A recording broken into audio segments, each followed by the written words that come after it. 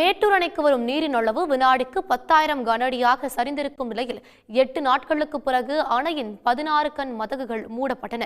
கர்நாடகாவில் பெய்த மழையின் காரணமாக அங்குள்ள அணைகள் நிரம்பியதை அடுத்து உபரிநீர் திறக்கப்பட்டது. இதனால் மேட்டூர் அணைக்கு நீர்வரத்து அதிகரித்து முழு கொள்ளளவான 120 அடியை கடந்து 30ஆம் தேதி எட்டியது. இதையடுத்து காவிரி உபரிநீர் அணையின் 16 கண் மதகுகள் வழியாக திறக்கப்பட்டு வந்தது.